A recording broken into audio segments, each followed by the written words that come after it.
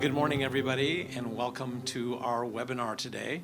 I'm Bernard Weiser, President of the Entertainment Industry Professionals Mentoring Alliance. Thank you, everybody, for coming. I'd like to, first of all, thank our sponsors, NBC Universal Studio Post, the Cinema Audio Society, Motion Picture Sound Editors, and of course, Avid. Let's get right to it. I'd like to introduce our moderator, Midge Costin. She's produced and directed the award-winning feature documentary, Making Waves, The Art of Cinematic Sound. She was nominated for Best First-Time Director by Critics' Choice Awards. The film and crew received multiple awards and nominations, including nominations for the ACE Award, MPSC Awards, Cinema Eye, and won the CAS for Outstanding Achievement in Sound Mixing. Midge has been a sound editor in Hollywood and has collaborated on soundtracks for filmmakers such as Tony Scott, Michael Bay, Kenneth Branagh, John Waters, and David Wolper. She was part of the sound crews on Crimson Tide and Armageddon, which received Academy Award nominations for sound editing. She is also a tenured professor at the USC School of Cinematic Arts. Everybody, Midge Costin. Thank you, Bernard. Thank you for asking me. And oh my gosh, this is such an exciting panel that we have today. I got to look at some of their work, and I'm really excited. So I'm going to introduce everybody. So I'll go down the line. Nice to see everybody. So Linda Mendoza, award-winning director for television and film. Her career began in the multi-camera universe on major live award shows, MTV Video Music Awards, Billboard Music Awards, and is now recognized as one of the most versatile directors in the business. It's amazing to see all the different types of shows that you do. Blackish, Brooklyn Nine-Nine, and in 2023, DGA and Emmy-nominated special Wanda Sykes, I'm an Entertainer. As I said, I looked at some of the I was looking at some of their work, and as I said to you, when I looked at that again, and I couldn't stop watching it. Have people seen it? It's hysterical. It's the funniest thing I've seen. I love Wanda Sykes. And then you've been awarded 3 Emmys, 2 Alma Awards, and nominated 5 times for the DGA Award. So great. And then going down the line, Sabrina Plisco, am I saying that right? Is a picture editor, 30-year career as both feature films and television editor, over 55 projects, known really for hybrid projects when I was looking at all the work. So both live action and combined live action and animation. And you started with the pioneering visual effects movie Sky Captain and The World of Tomorrow. And then you've done Charlotte's Web, Beverly Hills Chihuahua, the Smurf movies, Clifford the Big Red Dog, that was adorable, and Strays. In television, you edited the miniseries Ms. Marvel, which was nominated for an Emmy in 2023. And the miniseries Uprising received an Ace Eddie nomination, and in 2015, Sabrina was nominated for an Emmy on the A&E miniseries Houdini. So amazing. And then Avril Speaks is a producer-director, and you've produced several award-winning films, including Gin, am I saying that right? Which premiered at South by Southwest and won the special jury recognition for writing. Also produced award-winning documentary Black America Is, and you also produced the docuseries Uprooted, Keep This Between Us, and Files of the Unexplained. Ooh, that was scary. It's like, which debuted on Netflix as the #1 show the week it premiered. Yeah, I can see why. You are also a film mentor and advocate through Film Independent, the Sundance Institute, and Distribution Advocates. Plus, you're a professor at Howard University, and as I said, because I teach also, we're going to have to get into that a little, and a board member of the Black TV and Film Collective. It's great. Now, Cece Hall was supposed to be with us, who's a supervising sound editor, and because of work, she couldn't make it, so I called our next panelist, Lisa Pinheiro, who has an amazing career as a production mixer. So you started recording sound professionally on documentaries for PBS and BBC, and then in the late 80s, you began working as a production sound mixer on television, movies, and commercials. Since then, you've mixed mostly theatrical feature films along with occasional television pilots or limited series work. And your recent ones are Luca Guadagnino's Challengers 2024, Paul Thomas Anderson's Licorice Pizza, that was so fun, and Paul Greengrass is the one you just finished up in June, The Lost Bus, so that will be out next year, is that right? Yeah. That just wrapped in New Mexico this past June. Oh, and then you also did two films that I really love, Marriage Story, the Noah Baumbach, and Enough Said. So Nicole Holofcener, we'll have to talk about her too. So it's great. What I'd like to do is just go down the line and ask, I think since it really is about how do you start your careers, how do people get started? And although times might have changed and everything, but let's talk about how you all, started your careers, like how you got into it. You want to start, Linda? Sure. It's said that we all have our own journeys, how we get to where we're supposed to be. And so for a Mexican girl from Detroit, who everybody thought was Chinese, with nobody in the business, I came out to California to work for a record store. Not to be in the movie business. I was a social studies major, and I fell into it. That's the bottom line. I fell into it. A friend of mine said, hey, they're hiring at Metro Media, Channel 11. They're looking for pages, and I was hired there, and I basically really, truly worked my way up. I was a page for a short amount of time. Then I became the engineering scheduler, learning what kinds of shows need what kind of equipment, what kind of cameras, how many cameras, scheduling the crew from the TDs down to the boom pushers, pretty much everybody. And then I got a job with a commercial agent and became his assistant and realized how much I did not know. And so I started taking a lot of classes and really educating myself, but he was a phenomenal mentor to me. And then I lucked out and got another phenomenal mentor, Bruce Gowers, who he was famous for the Bohemian Rhapsody video with Queen. And I just lucked out and got in with him. And so I became his assistant, then his production supervisor in the booth. And then I started ADing for him on shows like the Video Music Awards, Billboard Music Awards, Huey Lewis and the News, tons of music shows. And then... it's just very varied is all I'm saying. But my first directing job for real was like my first series. I did a couple little short things, but what was the Chris Rock Show for HBO, and I think that's what launched my career as a director. So, and Linda, you said you took some classes. Tell me about the classes. Oh, you I said took that to things, educate. Yeah, I took things like basic, like audio sessions, and I took scene study classes. I took acting classes. I just wanted to learn, about the whole process.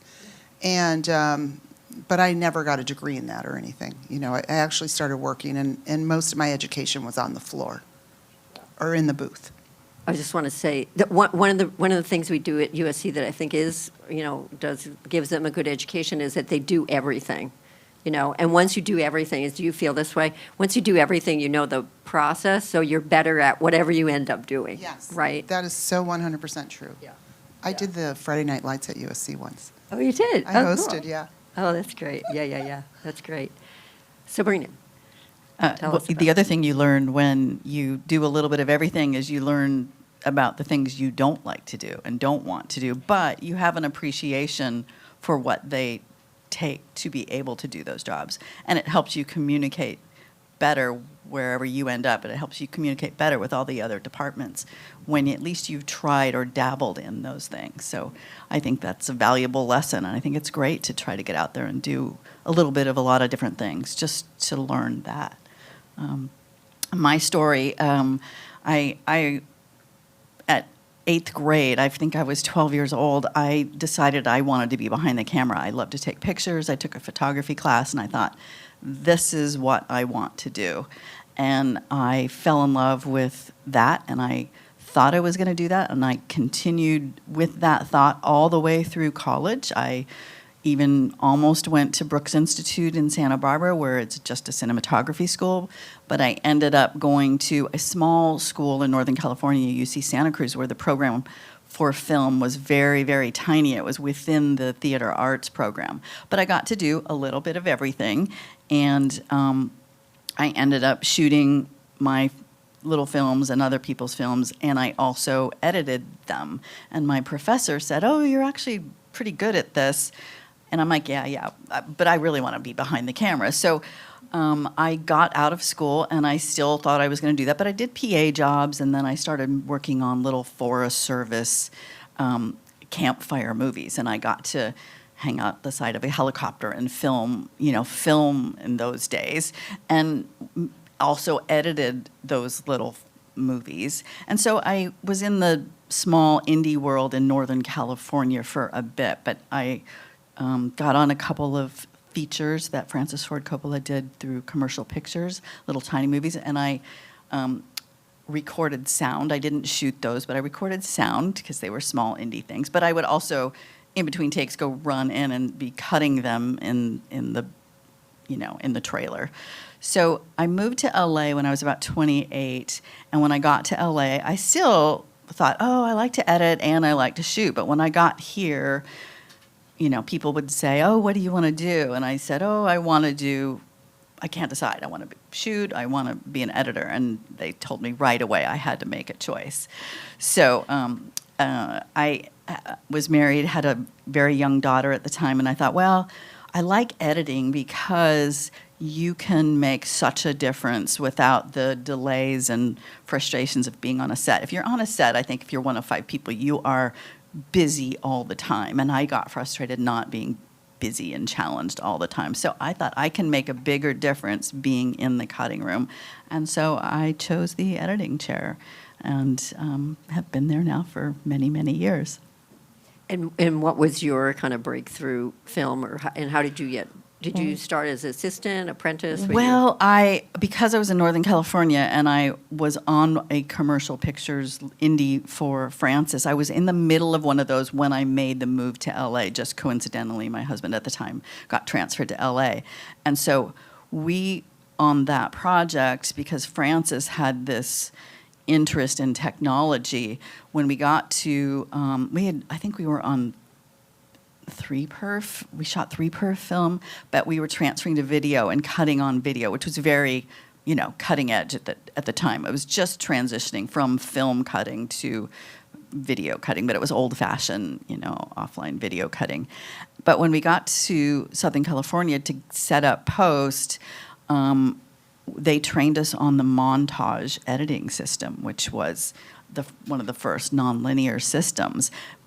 And I loved it. And I was in a facility called Laser Pacific at the time, working on this little tiny Western, and a gentleman who is very well known in our post-production industry came in, and his name is Leon Silverman. He used to run that facility, and he came in and said, "What are you doing?" And I said, "Oh, I'm working on a little indie feature, but I'm cutting on the montage." And he looked at me and said, "This is the future. This is the future of post-production." And he actually referred me to a working editor in LA, and that's how I got my break. Just because I was excited about technology and learning technology and in the seat doing the job, I didn't know anybody in LA, not one person. So that referral kind of was my connection into I became an assistant editor, and I was only an assistant for a couple years before I bumped up. But it was that transition time where we were, in film, and I think within 5 years after that point, we were cutting nonlinear. Wow, so you were kind of known as like the person not afraid of technology. So You had to be in that era, as we all will probably experience. Some of us are older than others, but there's a few people who just couldn't embrace the technology that we were going through, and so they didn't really last. And you had to be motivated to learn the technology and move forward with the times. And all the young people in schools at that time were being taught. So. And that's, that was the edge that you had to have. And it's still true today. Yep. Some of, at USC we use avid, and some people come in knowing like Premiere or whatever, and it's like, it's like a language. If the more, learn it, because it might be your foot in the door. Like I got in because everyone was doing 35 millimeter, but there was someone working on a show, someone that I knew, and he said, Midge, none of the union guys will touch 16 millimeter, and that's what we use. So I always say to my students, don't try to get away not learning learn everything you possibly can. It might be your foot in the door. That's amazing. Yeah, and Avril, how are you? How did you start? I would say my sort of path was kind of zigzag, like kind of all over the place, just because like I had no idea what I was doing. I think, but I knew from a very young age that I loved to write, and so that was really kind of my entry point, was storytelling, and specifically writing. So I think I can go back to like first grade of like writing a book. Like the teacher said, "Oh, write a story about your life, your 6-year-old life," like whatever. And I was like, "Oh, I'm gonna." Take that little piece of paper, and I went home and got construction paper and yarn and pictures, and it was like, I wrote a whole book about it. And so, like, there's always been these examples of how I was always telling stories. I used to put on plays, like when I would go over my friend's house. We didn't play with Barbie. We would just literally go to each other's houses, come up with a new play. And then when our parents came and pick us up, we'd be like, okay, you have to sit there and watch our play. So I was always, they still want me about that now. Like, yeah, remember we had to watch those. So I was always telling stories since I was a kid, and I just did not know what to do with that. And so when when it came time to go to college and choose a major, it's like, I don't know, what does somebody who likes to write do for a living? And the only thing even though I watched television all the time, I watched a lot of films, but it just didn't click that there were people behind the box that were making it happen.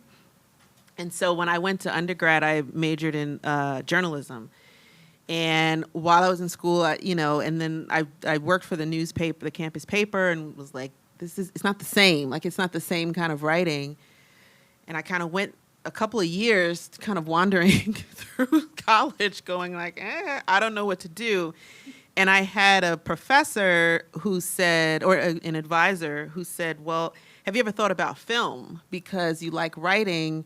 And, there was, because I had started doing graphic design for the newspaper. And so she was like, there's something about this visual element that you seem to gravitate toward.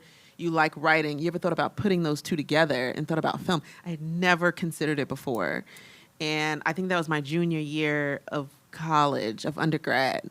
And that spring, I took a film class, and that's all she wrote. Literally from day one of that class, it was like, like it was, I had found my place. And so from there, again, still, like, I didn't know what to do. Like, it was like, okay, now I've made the decision. Like, how does one get into the film industry? I grew up in New Jersey. And all this was happening in Maryland and DC area. And I didn't have anyone to be like, outside of that advisor. And so I had another teacher who said, well, because he was like, it's time to graduate. I don't know. Am I supposed to move? What am I supposed to do? Am I supposed to move to LA? Am I supposed to like stay here? Like, I don't know. And I had a professor who said, well, if you get an MFA, you can always teach. And I was like, okay. It was somebody telling me something, it's like no one else had really any advice for me where I was. And so it was the one person that had advice. So that's what I did. I went to film school at Columbia.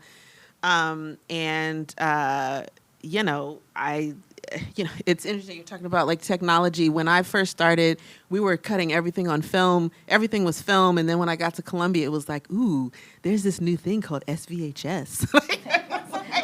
Woo, fancy.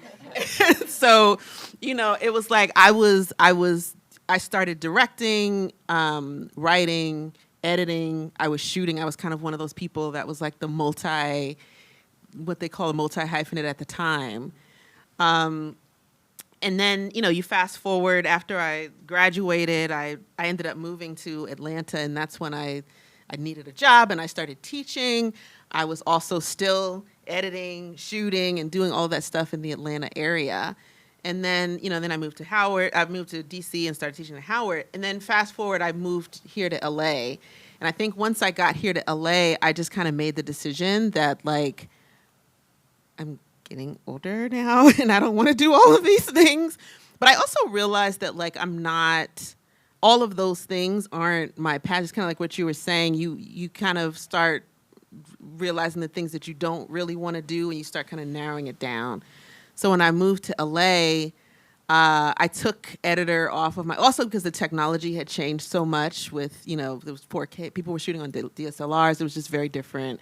And I just decided, that's not I'd rather work with someone who's really passionate about that and knows what they're doing. And I kind of decided to focus on, at the time, I decided to focus on directing. And then life just kind of took a different turn where someone asked me to produce their short. I did, and I was like, it's not really what I do, but okay, fine, you're a friend, I'll help you. And I did it and found out that I really enjoyed it. And then that same person asked me to produce her feature. I was like, that's not really what I do. I'm a director. It's not really what I do. But I did it because she was a friend, and I did it, and I really, really enjoyed it. And then decided to focus on producing. And once I lasered in on producing and narrowed in, the opportunities started to come. And more people started asking me to produce. And so I started producing more films. And then it's just been recently that kind of the directing has come back full circle. And I started pivoting to docs and doc series. And again, it's an opportunity presented itself. Someone I knew who worked at Now This was looking for someone, with docs, a lot of times it's like, producer, director is kind of like the same, there's a lot of overlap there. And so even though I had, this experience as a producer, he knew that I had also directed and was like, would you consider doing this series? And so I did, and that's also how I got into show running, because I show ran that show, and then they were like, oh, we love working with you, and they brought me on, more projects. So the doc part of all of that, is more of a recent thing. And like I said, the directing just kind of came back full circle after many years because I had kind of put that to the wayside once I started producing. So yeah, I think, my path kind of weaves in and out. Right. But the thing is that you kept, like, where were you undergraduate? I went to University of Maryland. Okay, but you were making films. Yes. Once you got, so that's the thing is, like, a lot of people think you have to go, well, you ended up going to Columbia, but you have to go to USC, UCLA, or something like that. But you really, you make films. Yeah. You get the experience, you make films. Absolutely. Doesn't matter. Well, when I made the decision, like I said, that day one when I took that film class, I was obsessed. And I was like, I just want to do anything that allows me to have my hands on a camera, And so I was shooting stuff as much as I could. I mean, like, we didn't have, like, it wasn't as accessible as it was. It was, like I said, we were shooting on film. So it's like, I don't have a film camera like that. But I was, in my program, I was always making films. Right. And doing what I could. And then it's like, in summer, I was just like, where do I go? Where can I go that I can make something, And I got an internship at a cable news station. Like when I went back home for the summer, I got an internship at a cable news station. Like, I was literally like, anything I can do to, like, be around this stuff and, like, to get my hands on. I remember there was this guy at my parents' church who used to shoot wedding videos, and I was like, can I just come and sit next to you and watch you edit these videos? It was like I didn't care what it was. Yep. I was just like, any way that I can be around cameras and filming and the equipment and learn, I just want to take advantage of that opportunity. Yeah, it's the same thing like what Linda was saying, just taking every class that you could and everything.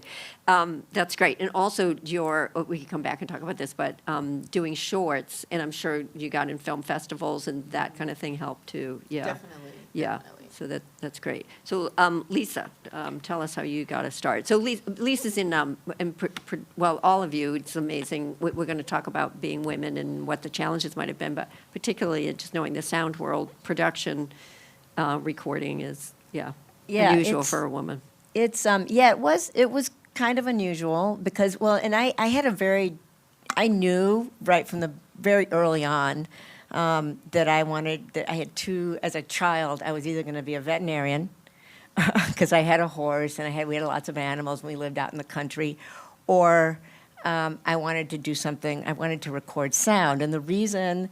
Isn't that weird? The reason that I'd always loved to record things. My dad was a very technical guy. He was an engineer. And my mom was a teacher. And she had brought, when she was a principal of a school, she brought me a Wollensack tape recorder. I don't know if anybody remembers what these are, but they're basically the tape recorders that they used to have in schools so that we used to have slideshows. And they would run these tape recorders, it would be the sound to the slideshow and beep, and you would have like a little remote. So my mom brought me one of these home on the weekends.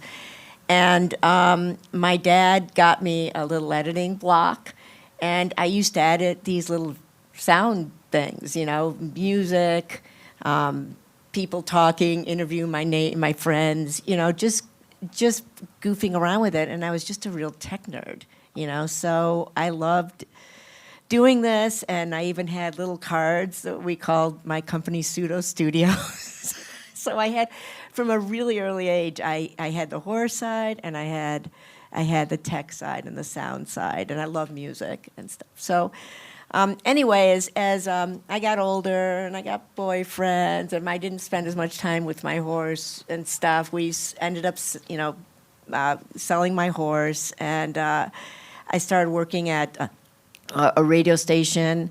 I grew up outside of Rochester, New York, so I worked at a radio station there. And then when I got to college, I got an internship at the PBS station, WXXI, in Rochester, New York, and which had, at that time, Eastman Kodak in Rochester was the biggest industry.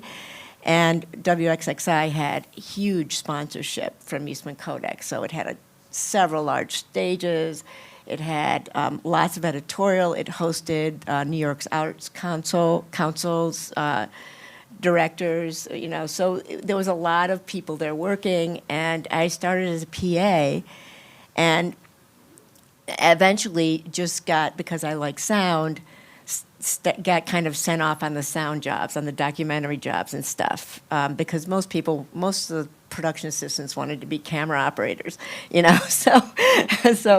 So anyway, so I started doing the sound. I started buying my own microphones and stuff because I felt, I got a little snobby about what was available there, and then started with the Arts Council directors would do other documentaries, and they would work with us there, and then they'd hire us on little side things, So, and then I started being sent out when BBC came in and were looking for somebody. They would send me out to do sound with that. So, I was unlike most of you, I had a very direct. Once I got into it, that's what I wanted to do. So, and so then I went to school. I went to college for journalism because that was the easiest, kind of way to kind of do some of that, and took a journalism management kind of combo, which I think everything you can take in school. Everything you can take is going to help in your life and whatever your life journey is, because I still use stuff. I remember things from those management classes, and you run into different people and different ways of thinking, and you can learn good and bad from everybody. So then I was in a relationship with my ex-husband. He was a cameraman at this station, and we started getting freelance jobs outside the station. So I would do sound, and he would be the cameraman. And producers loved us because they could put us in one room because we were already in a relationship, so they could save money. And so we ended up doing a lot of documentaries for PBS and, worked into the BBC stuff. And we moved out west. We actually stopped in Arizona for a while because my mom, by that point, was living there. My mom and my stepfather were teaching at U of A and then ASU. So we lived there for a while, and we had kids there. And Arizona, although it's not, I'm glad that I've moved on, but it was a very inexpensive place to live. And we could flip-flop jobs, freelance jobs. And I started doing more just sound, commercials, and movies of the week, which were big in the 80s, network movies of the week. And my ex-husband was doing, he was a camera assistant at that point, an operator, and I was doing sound. And so it gave us time to raise our kids, flip-flop on days that we worked. And so one of us could always be home, and also I had family who kicked in and helped too. And then moved to Los Angeles and just went, once my kids were old enough, I just went whole hog into trying to get theatrical work and television. I ended up more in a theatrical, my contacts were more in the theatrical world. But, basically kind of went from there and just put my head into it. My kids were older, so I could start leaving town for extended, periods of time. And, somehow it all worked out. So one of the things that we want to talk about is about being specifically some barriers that you might have as women and women of color. But when I asked Lisa, would she be available, for the panel? And I think you must have read the thing. It says unconscious bias that maybe affected. She said unconscious, it's conscious. So let's start with you just talking about that. Yeah. It was definitely, and I was in a technical position, and there were a few jobs that women, I don't know but I know editorial is one area where women, and I'm not sure about your experiences, but I knew some editors that were women early in just in film history, but I didn't know what, as far as technical in production and carrying equipment around and being thought of as a department head, it was absolute conscious bias. And I had several interviews where the UPM on a movie would just say, well, what about being a driver and driving a van? Like that. Whether I was in the union didn't matter to them. It was like, you can't be a department head. No one's going to listen to you. And I actually had, early when I was doing commercials, I actually had a producer take me off a job when he found out I was pregnant. So, things that don't even, aren't even legal now, were definitely an issue. And it's hard to believe now. And I think that even what we're dealing with, the unconscious bias we're dealing with now, will hopefully be something that, it is not a factor in years to come. But back when I started, it was absolutely, you had to really prove, and you had to laugh along with a lot of stuff that now would not even be allowed on set. Someone would be fired for. But it takes, it's not easy. None of this is easy, and it wasn't easy for any job. Every job has things that are, parts of the job are hard, and you just have to find a way around it, and you have to be super persistent, because but you will get knocked down by a lot of different factors, and you just got to keep going. That's my experience. So persistence is what? It's That would worked be for your me. advice. Yeah, just letting. It took me a long time to just let things slide. That just, I think, comes with age, but just letting some things slide early on. You just kind of. There was just no choice, really. It's either you're going to work and do it and prove to them, and then after a while they start calling you back, because you have to. Early on, I always felt like I had to be that much better than the guys that were doing it, because they had a lot of the UPMs and producers were men, and directors were men. And, they had something in common with these guys. It's kind of, in a way, it's natural. You have something in common with someone, you play golf with them, all these things. These are things that I didn't have in common with them. So, of course, they want to hire their friends and buddies, It's not right, not fair, but, I could see, it's very apparent. and they make it apparent. So you just have to prove that there's a benefit for them, and the benefit has to be the work, and that you get it done, and that you're better, and Right. that you bring really good people. Right. Yeah, So- you do the job. And I you always do say the to my job. students, probably the most important thing I teach them is show up on time, do what you say you're going to do, tell the truth, and when you finish your job, ask somebody else if they need help, and just be a good collaborator.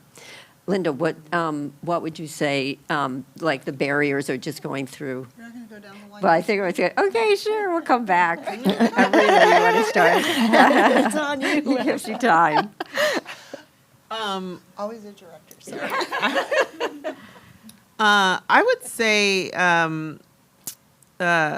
persistence, and also just like asserting, like being heard, and like getting my voice heard has been a challenge, because I have been on sets at times, especially as a director, where I'm questioned, like constantly questioned, like, oh, you don't really want to do that, or how about we put the camera here? I've experienced that a number of times, and so just having to assert myself and assert, the knowledge that I have, and assert that, like, I'm the director, like, this is what we're going to do.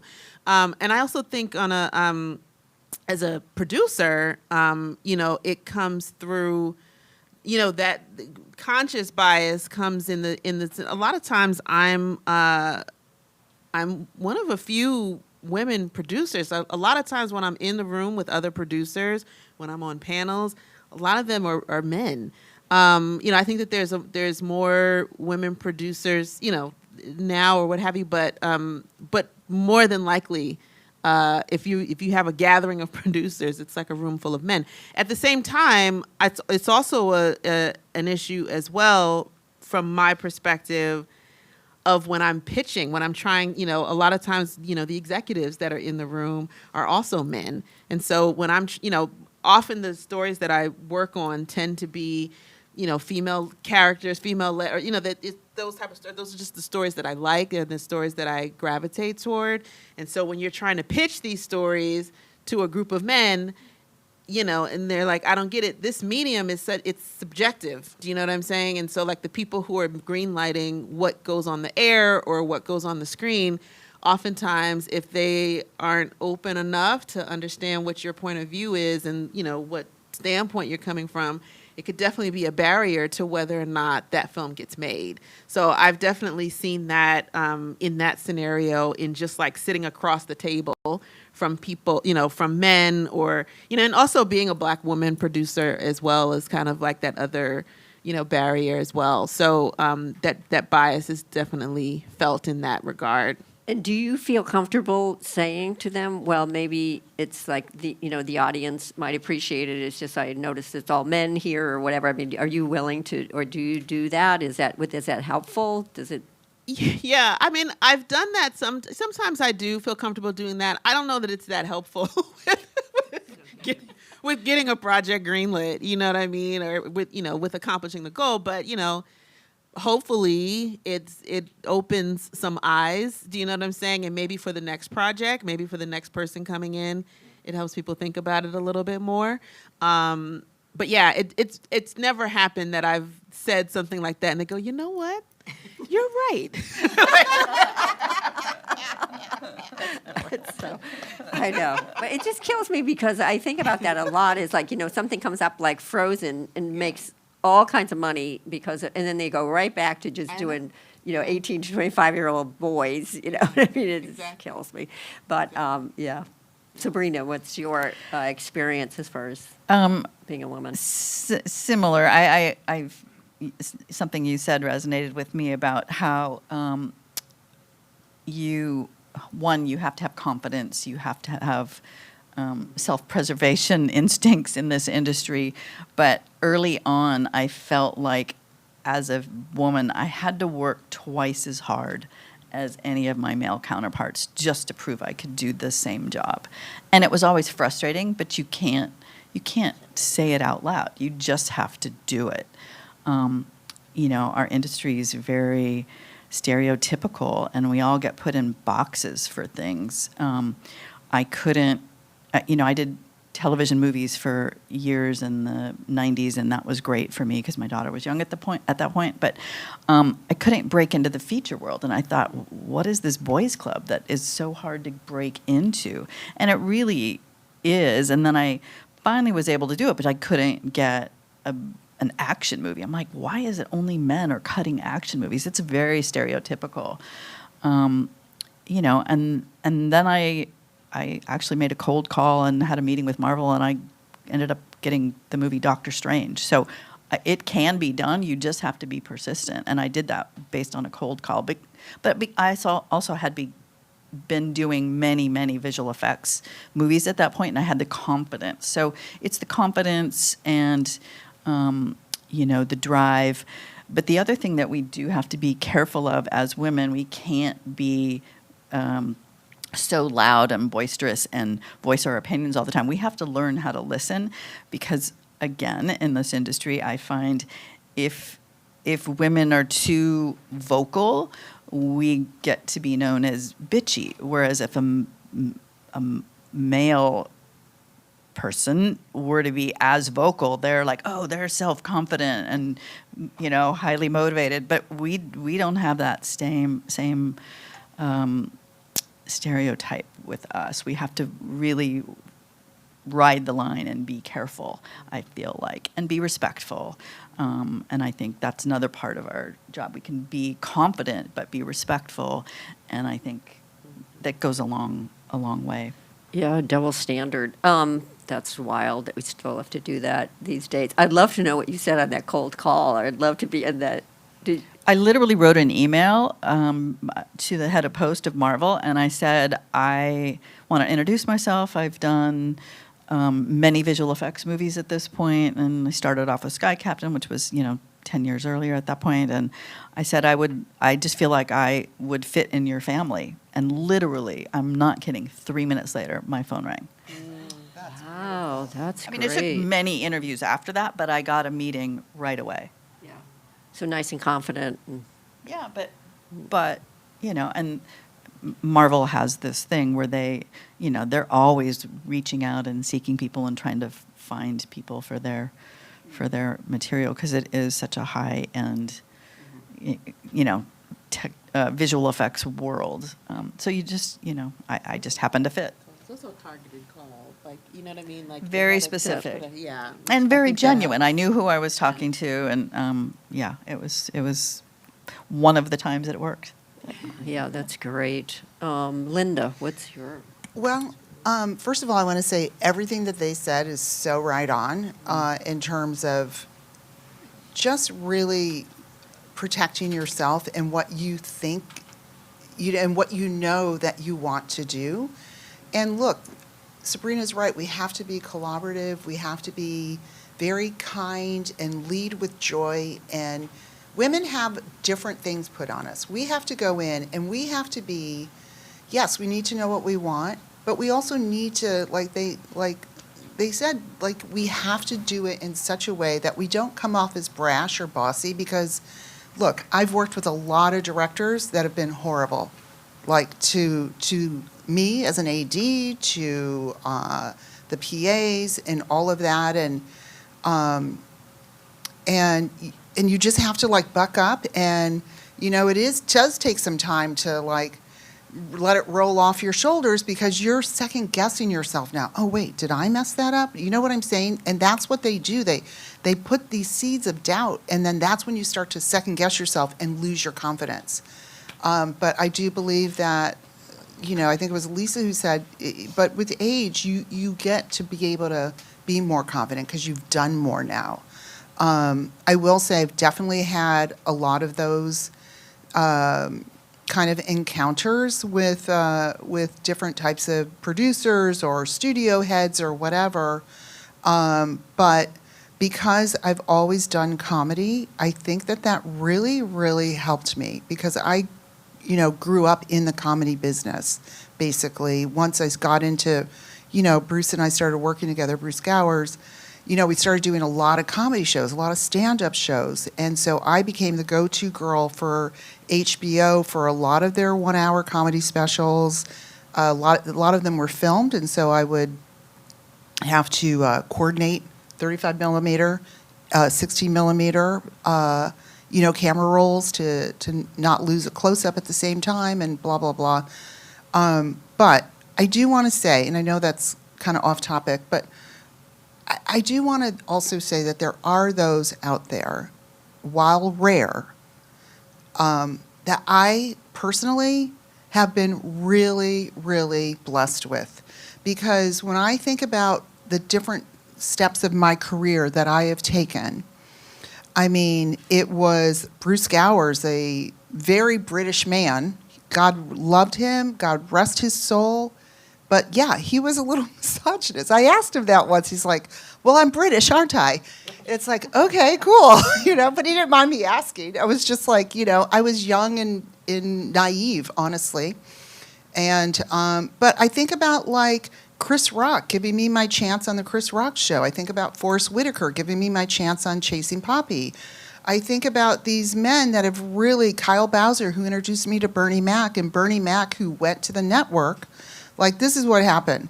Bernie came on the Chris Rock show, and I went back to see him because I had done 4.5 hours with him for HBO.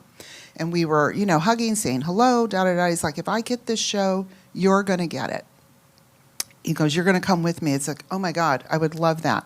Cut to, I call my agents and my manager, and they're like, oh, yeah, slow down. You're going to have to go through all these things. If you get one, it'll probably be on the back nine. My own male agents and managers were not believing in me enough to say that, but I don't think that they didn't believe in me. I think that was the system. You know what I mean? I think that was the system, because there is a hierarchy that we have to go through. Like, I met on Babysitters Club 8 times, all women. I'm like, what in the heck is happening here? Like, by then I had done so many different types of shows. Like, I thought that was ridiculous. Because we do, in fairness, have a lot of women in our business who are not women's women. And I think we've all experienced that.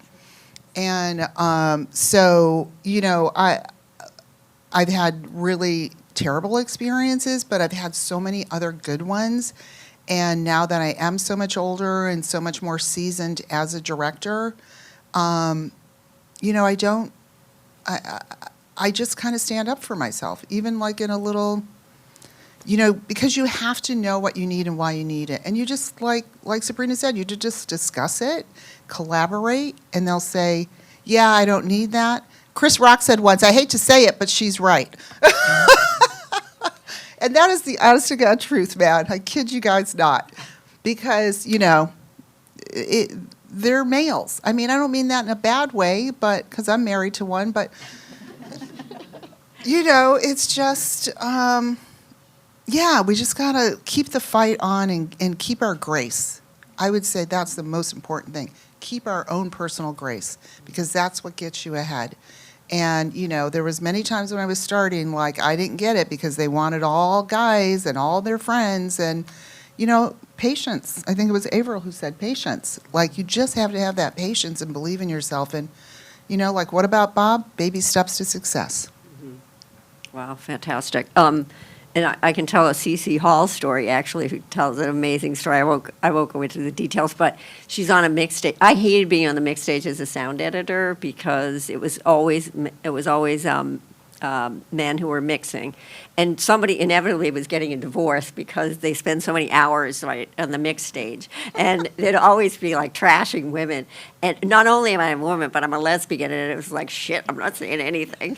But I just hated the atmosphere, right? Well, Cece's on the stage for, I forget what show it was, might have even been Top Gun or something. And one day, Juno Ellis, I hope it's okay, Juno, won't come in. Because she said, I can't take how they're speaking about women anymore. I can't take it. And so I probably can't say the words that I'd like to say. She said, so she goes in, so Cece says to these guys, all right, that's it, get it out, the C word, the motherfucker, all of this, she says all these words. And then she says, get it out because Juno's not here. And they went like this. oh my God, we love Juno, and they had no idea. And I just wonder how much is, as you're saying, like, Lisa, how much is like conscious but unconscious? And what I found is, it was a lot of men, especially people I went to school with, that got me job after job. And, but I was one of the only few women who cut, and still it's this way in Hollywood that women don't cut big effects shows. There's Eileen Lee, and there's, certain people, Nancy McLeod. But, and so and it might be, it's unconscious, And they were shocked that, that Juno wouldn't come in. And Juno's a tough broad, too. So it's like, I was going to say that I have had some. I mean, I guess you could say allies, men who are allies as far as making it a point, not using, but and sometimes in the wildest places, like you were saying, Linda, it's like they don't. One of my director that I worked with for years was the most macho, ex-military, but the stereotype of a very, macho, tough guy, action guy, and we got along great, and he always, treated me very fairly, always stood up for me. And even though he was definitely super macho, he hired a lot of women. I was not the first woman production mixer that he hired, or woman that he dealt with in other key positions on set. So it's very hard to, I had several, like in his case, you would not maybe expect that from someone like that. His type, but then I've had other, several, most of the really loyal directors, as far as calling me over and over again, have been men. And in his case, I maybe made 5 movies with him or 6 movies. You would not have expected it, but just going in open and being serious about doing the best job I could for him and watching his back on set and making sure that we got what he wanted, which is what I try and do with every director, is make sure that they get what they want.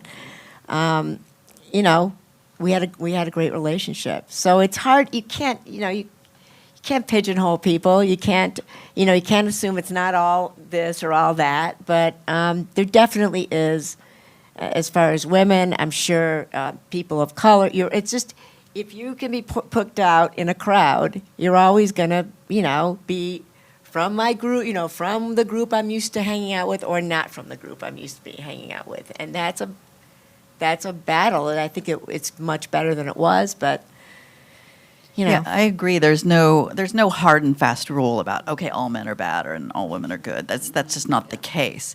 There's one of the worst interviews I ever went on early in my career was with a woman, and it really opened my eyes because I thought, oh, I'm going to be supported in this situation, and I was not. I'm like, okay, lesson learned. It's all a very individualized situation, but I think the industry is built on trust, and once you can establish a trust between anybody you work with, that goes a long way in this industry, and that's what this industry is built on. That's why, young people say, oh, it's a very nepotism, favoritism type of system. And unfortunately it is, because it's built on trust. So if I work with somebody once and there's trust there, I'm going to want to work with them again, and vice versa. And I know all of us have been in that situation prior, which is why in a stack of resumes, if there's anybody in that stack, we're going to hire somebody, or we'll probably be hired by somebody who knows of us or hears about us from a trustworthy friend. It is a business of referral, because there's a lot of responsibility in all of our jobs, and people want to hire people that they can trust to do the job.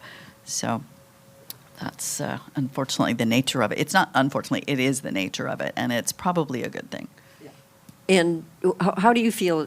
Is it changing? Has it? I'm sure you've been saying you've seen it change. Has it changed radically about women in the business and part of the culture, or You have a feeling about that? I mean, Anyone? I'm in the Organization of American Cinema Editors, and I've seen that it's taken an effort to make the change and to get women recognized as editors, but it's happening slowly. And I think because the doors are opening and we're letting young people know the doors are opening, it's just taking time, but I think it's happening.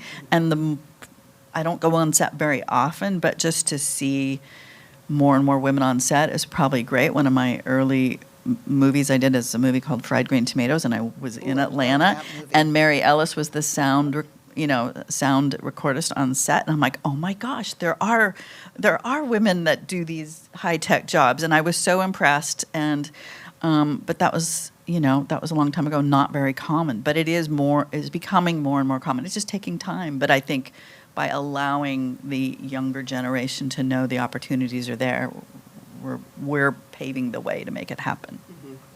Yeah. Oh, good. Sounds hopeful. If you think of, this might be something you have to think about, but if you think of like a really tough challenge that you had, like something very specific, on a set or in post-production, that you got through and what you might have learned from it that might help someone coming up, is there anything kind of stands out, like something very specific you never thought you were going to get through, or? I got one thing. Yeah, good. So I was doing the Alma Awards. It was I was directing. I wasn't there for winning or anything. But so I was directing the 2-hour special. And I was working with this man who literally only hired me because I think he was forced to, because I was Latin and female, and I'd done a lot of multi-camera. But he fought me on every single decision. And the way that he spoke to me, like we were rehearsing with, it was Celia Cruz, and I can't remember who was doing the little prelude to her coming out. But I was working on setting her in a spotlight, and, because I wanted it to be a big reveal when Celia came out, big, colorful reveal for her. And the man said to me, you better be on a wide shot, little lady, when that happens. And I was like, so taken aback. Like, well, of course I'm going to be on the wide shot. What are you talking about? And he was just angry that I was there. And it was a really tough show to get through. And I had worked out this beautiful thing. Lalo Guerrero is a very, very famous Mexican singer. Jimmy Smits was introing him. He was getting a special award that year. So Jimmy was, and I wanted Lalo to start playing underneath him talking, like an underscore. And that's how we would rehearsed it. It was all fine. All of a sudden, we're in the middle of the show, you guys. In the middle of the show. And this man said to open the wall on Lalo. I said, no, it's too early. And the head stage manager had the nerve to say, well, that's what he wants. It's like, well, that's not what we're doing. And he said, blow me over the headset. Yeah. I mean, I was like almost in tears because I was so mad. Not because I was hurt. I was pissed.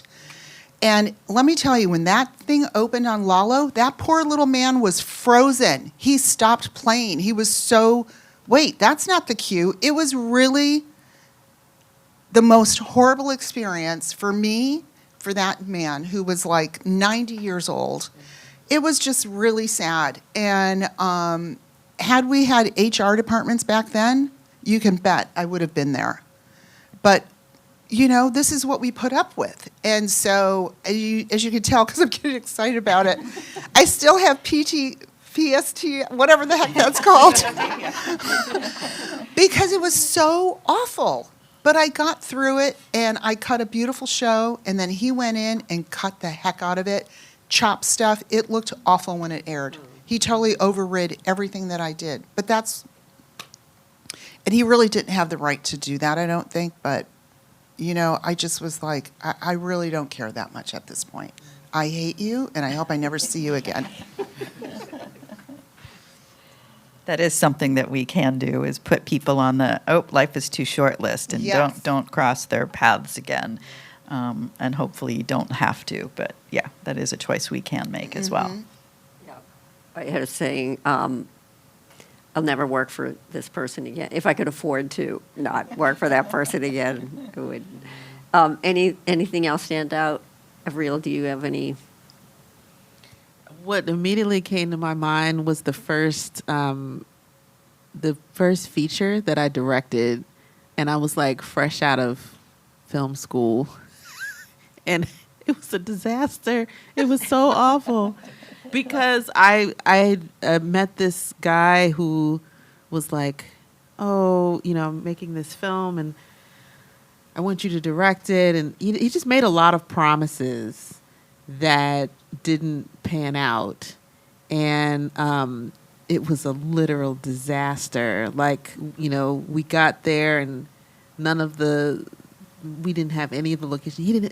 Bottom line, he didn't have any money. Like, he made a lot of promises that he had all this money to make this film. But I think what I learned from that experience was, first of all, my mother always says, what's the saying? Like, if it looks too good to be true, it probably is, or something like that. Because I was very arrogant. Like, in my 20s, was like, I don't need Columbia. Like, I'm gonna make my own movie, and it was like, it was just the most awful experience, and we had no resources. The other thing too that I think that I really realized that the big lesson from that for me that I still carry to this day was I realized in the middle of production that this person who brought me onto this project didn't really want me to direct. He really wanted to direct it. And he should have directed it. Because, I said before about like, trying to assert yourself, like every single decision that I made as a director, he would contradict or undermine, tell the crew something else or whatever. And I'm like, you brought me on to direct this. Like, why are we doing this? And I realized that, like, I think at the end of the day, in his core, like, he wanted to do it. And, he had the title of producer, but he really wanted to direct. And I think that I can recognize that now. And some people say, oh, we want you to direct for various reasons. Some people, whether they don't have the courage to do it themselves, or maybe they feel like they don't know how, I think that he figured, oh, you just finished film school, like you know what you're doing, and I don't, so you direct it. But it's like, but you have it in you to do. If you want to do it, then you do it. And I think the other part of that is like directing. It is a that comes out of yourself. All of us up here could probably direct the same movie, and it would be very different because we have different perspectives. So it's like, you didn't need me to do this. Like, you could have done this yourself. Yeah. So I feel like that was like a big learning experience for me, that sometimes people, they see something on your resume or they hear something about you and they're like, oh, you should do this. And it's every project is not for me. And also, and like I said, there's some people that it's like, if they really want to do something else, there's a likely possibility that if you come onto that project, it's not going to be a when you talk about collaboration, it's not going to be a good fit. It's not going to be a collaboration because they're trying to overstep you and trying to, do everything they can to do what they wanted to do in the first place. Right. So that was a hard lesson because it was a terrible film. The shoot was terrible, but then, it was like after our DP quit like halfway through, and I ended up shooting the thing myself. It was just a disaster. And then the producer ended up sending the footage to like an editor in Michigan, so with no script, no notes, no contact with the director at all. So they're just like editing blind. It's like, what are you doing? So, anyways, it was just all around bad. Right, bad experience. Yeah. Knowing who you're working for, will you work with them again? I'll just chime in on one quick little good. story. So when I was fairly young, I was still an assistant editor. We were on film, and I was working with a producer director who was very focused on the length of the movie. And, this was a feature theatrical, so it didn't need to be a certain length, like television movies had to be to the second a length. Features didn't, but for some reason he just had a target time in his head because he knew it would play. So every week, at the end of the week, I would measure the movie, and we would just figure out how much progress we had made at the end of each week of his director's cut. Well, one week, it was late at night, and film was a very manual labor kind of system, and to calculate the footage was literally adding up footages of each reel, like by hand. I think the calculators had just come out. Well, I inadvertently measured the movie wrong, and I was off by like 5 minutes. So I didn't catch it until the week later. And it was late that night when I caught it, and the director was gone, and I caught the mistake, and I told my editor I was working for and the co-producer, I said, "Oh my God, I made this mistake." And they said, "Oh my gosh, you are gonna get killed tomorrow," basically. And I said, I will be honest, and I'm going to be the one to claim my own mistake. And literally, they were scared for me. They even drew a caricature on the old chem, of me, like it was like a big deal. So the next day, we were going to a screening off lot just to see the movie, and the director was very quiet when we started, and I didn't, he literally walked in and basically he said, "Let's go." I didn't have time to tell him before the screening. And so the screening ended, and before anybody else could say anything, I basically said, "I'm really sorry, I made a mistake." And I think everybody was like, this person was known, I'm not going to name any names, this person was known around town for being a super hothead. And they thought, "Oh my God, here it comes." And he went, "Okay, let's move on." So, lesson learned is to fess up to your mistakes, be honest, don't come up with excuses, just say, "I'm sorry, it won't happen again, I'll fix it, I'll correct it."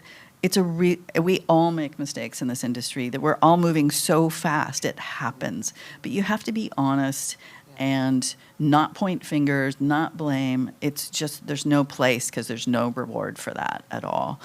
Sometimes you may get fired for something you do, depending on how big of a deal it is. But, the best thing you can do is just be straightforward. Oh, I love that. That's exactly what I tell my students, but it's so important because we are on deadline so often, and everything has to. But yeah, to just fess up to it. That's It's great. hard. It's hard to say you messed Right? up, but Yeah. Yeah, and everybody does probably get one mistake or something, you get one. Great. So there's a question that I have that I would not be asking if you were all men on the panel. And it's like, but yesterday, a former student who now is working up at Skywalker came and was talking about the path she might take. And she said she's thinking of it because of having a family. And so I know some of you have kids, I'm not sure. And I'm just thinking about that. Those of you who have kids, it's like, how did that all work out? Like, Lisa, you said, you got fired from a job? Well, I did get, this was in probably the early 90s, yes. I got fired from a commercial, probably like a week or so of commercial work because the producer found out, well, it was the production, he was a producer, but like a line producer. He found out through someone else that I was pregnant, and he thought that the agency would be outraged. The men that worked from the agency would be outraged that he allowed a pregnant woman on set. Now, times have changed. That's illegal now, and so hopefully that isn't going to happen to anybody,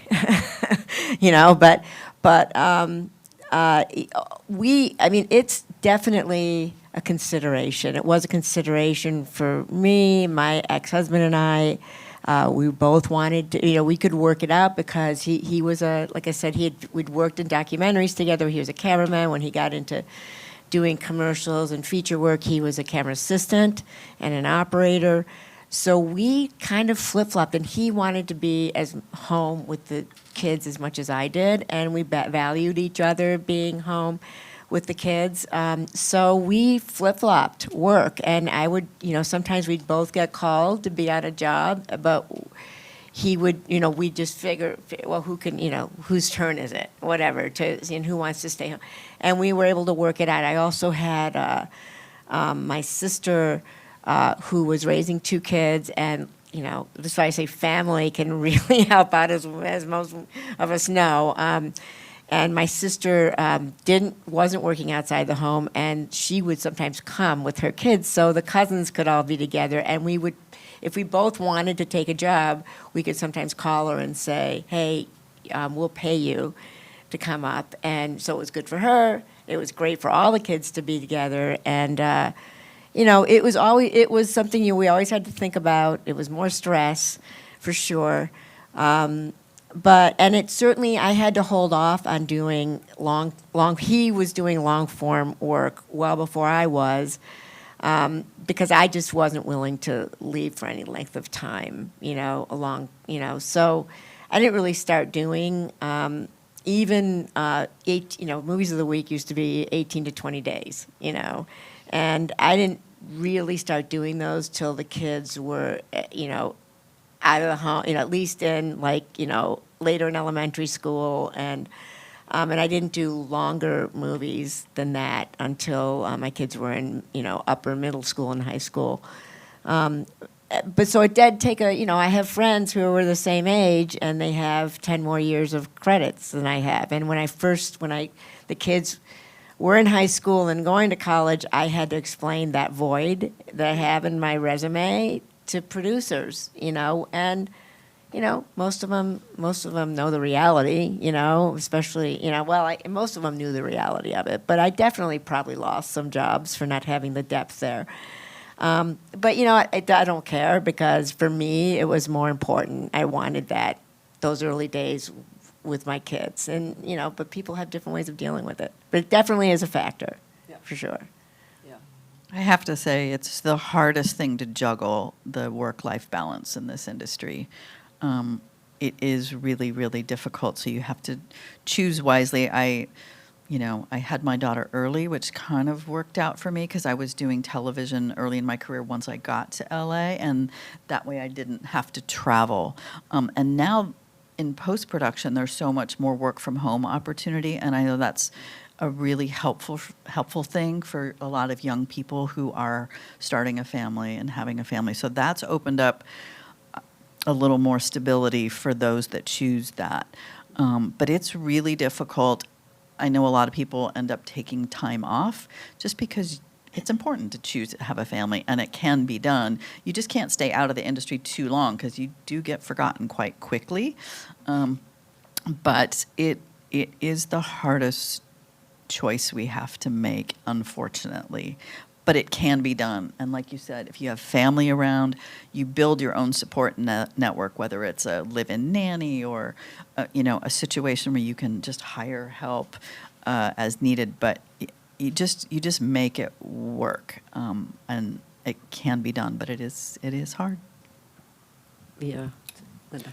Oh, I was just going to say that when I had my child,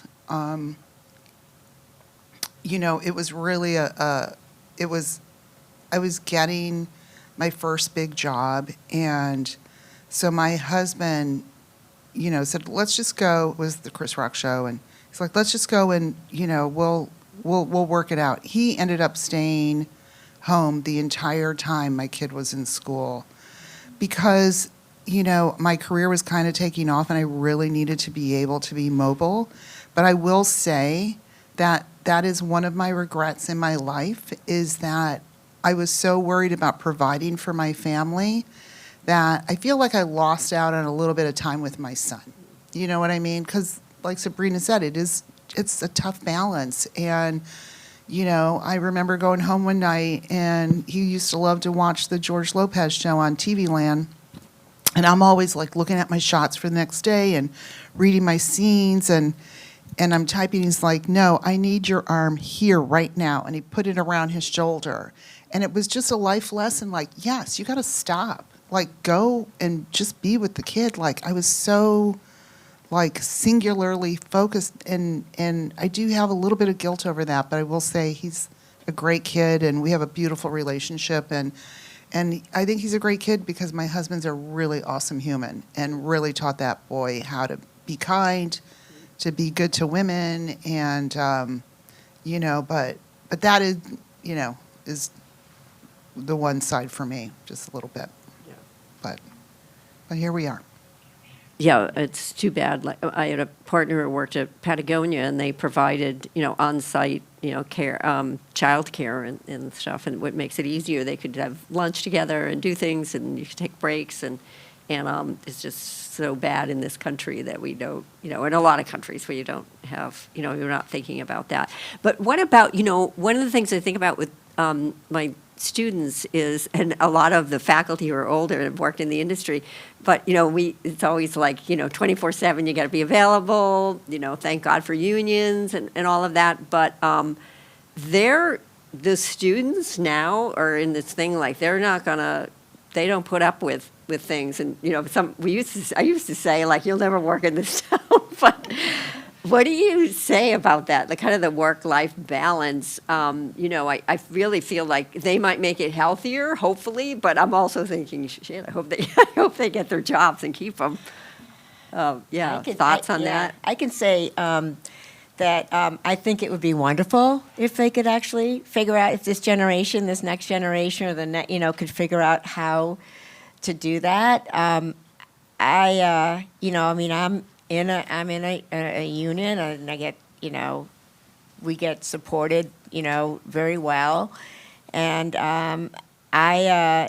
but it's a constant, especially if you're a department head on location, there's, no time of day, no time when you're not expected to, I'm not on call, some department heads are, but I'm on a 24-hour call, but if they call me with something, then it's my job to deal with it. And frankly, if I want to work, and if I want to, like I said, my relationship, obviously it's the collaboration with everyone, but I'm there to make sure that the director, find a way to make the director get what they want to get, within the confines of, with figuring out everybody collaborating, but making sure that I can deliver what they want.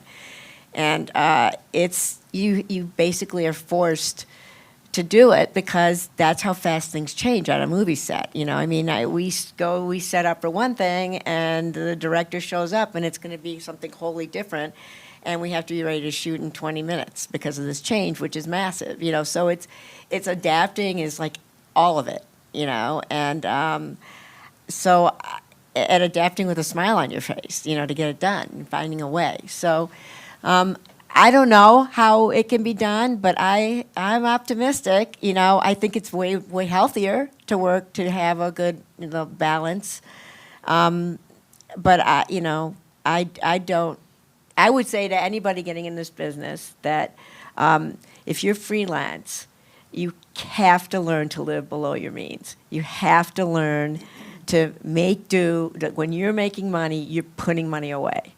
And maybe you don't buy a house as soon as you want to, or maybe you live in a, lesser apartment or whatever, or you have roommates longer or whatever. But if you live above your means, you will have to do things you don't want to do, and you will have times during strikes, during the cycle. Our business is very cyclical.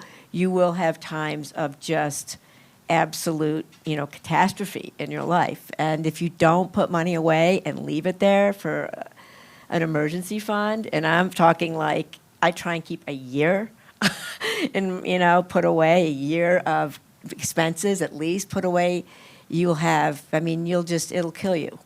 You'll be out of the business or you'll be miserable. So that's the one thing I tell people is like you put away money, you live below your means. I always say for every month you work, you better save for another month. That's just kind of like the goal I suggest. And it's for your own protection, but it also allows you to make choices about things you don't want to do so that you can, if you decide, oh, I don't want to continue in this path, I want to try something else, it gives you those choices when you have that nest egg. So, yeah, you just have to be very diligent in this freelance world. And the work-life balance situation, I am subject to having my phone at my hip, just like most of us, and especially as an editor, I'm, a director's right-hand person for the majority of the project, especially once it's wrapped. So I feel like I have to be on call no matter what. You can build up the trust and say, okay, from 11 to 8 every morning, you're not going to be able to reach me, or whatever it is. You can set up those boundaries once you establish. The same with my team that I work with. Like, okay, you guys work really hard when you're on, and somebody be on call in case I need something because I work late. But, I'll try to respect that I don't reach out to you until the morning. Or if I reach out, I'll just give you an assignment for the morning. But you have to be a little bit flexible because it is such an intense business, and we need that open line of communication. It's just establishing rules, and maybe your team is big enough where you rotate, like who's on call for the night if something comes up. But you just got to be creative. You just can't be hard and fast about, I'm not taking calls for a certain amount of time.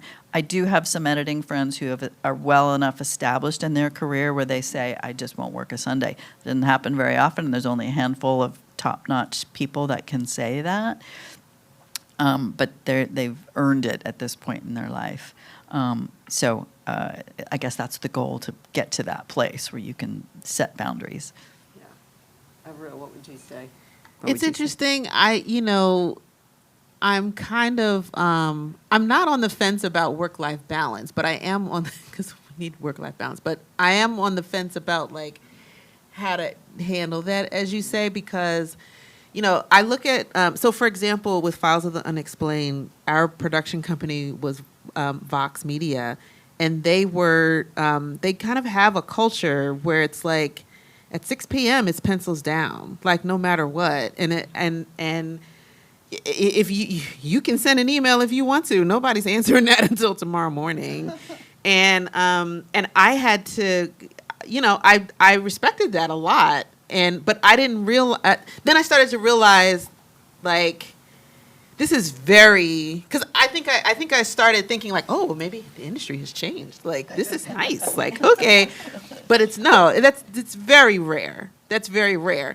And I realized that even just from the people that were coming in to work on the show. So like I was the showrunner, and like, we would have a researcher who'd be like, I found this thing on a weekend. And as a showrunner, I had to be like, that's nice, but no, like, we'll handle that. We'll look at that on Monday. Do you know what I mean? So Yeah. It's something, it was like a culture that was created with that company that I had to, learn how to uphold, because I'm used to like, let's put out the fire right now too. Like, I had to learn how to uphold that. But it's like, but it was important for that company to have that culture because they also stood up for us with Netflix, when it came to dealing with Netflix and being like, yeah, we don't have this right now, but we will have this for you first thing. You know what I mean? So it's like, it kind of had to go all the way around.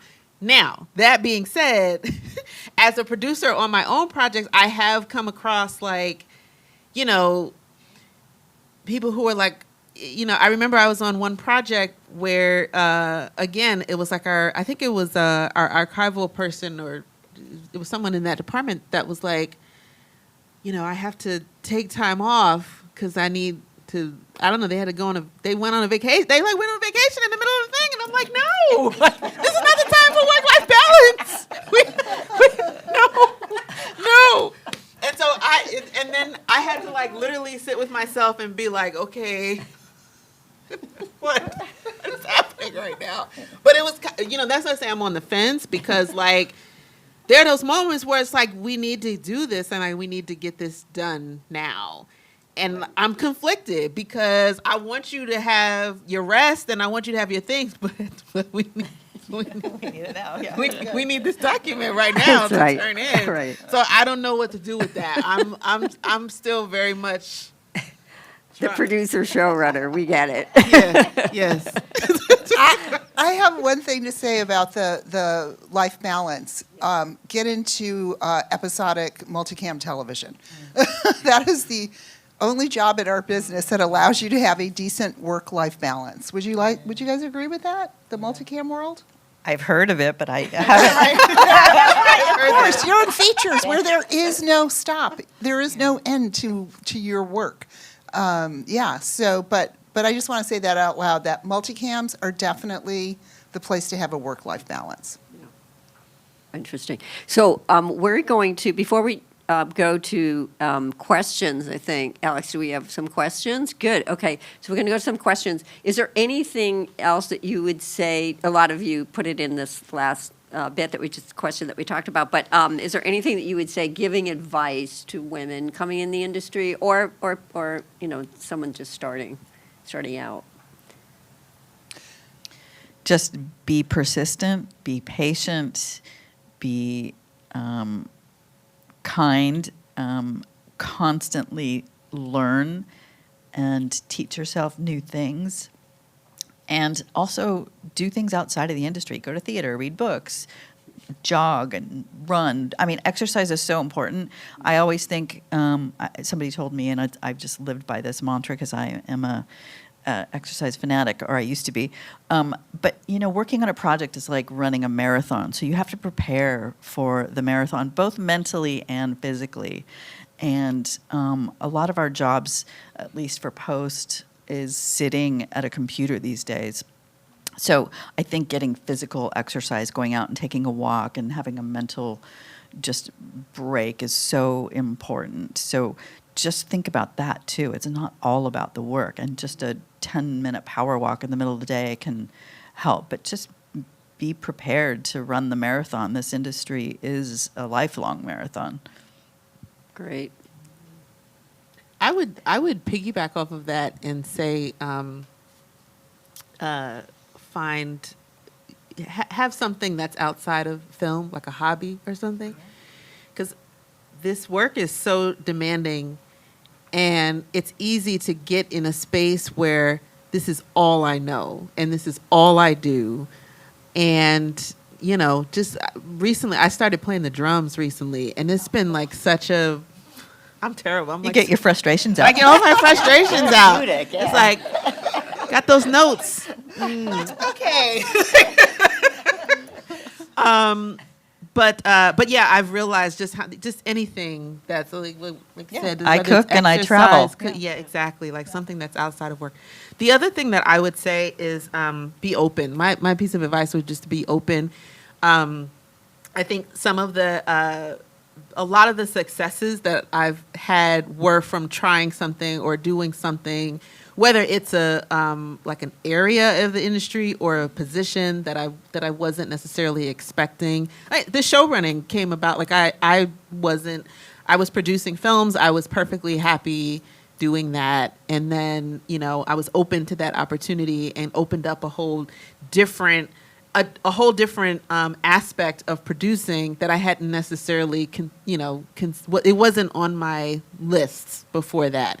So I would just say be open to what's out there, especially now. I mean, there's so many different avenues of media, and there's also a lot of uncertainty right now. So I think being open is really key, especially right now.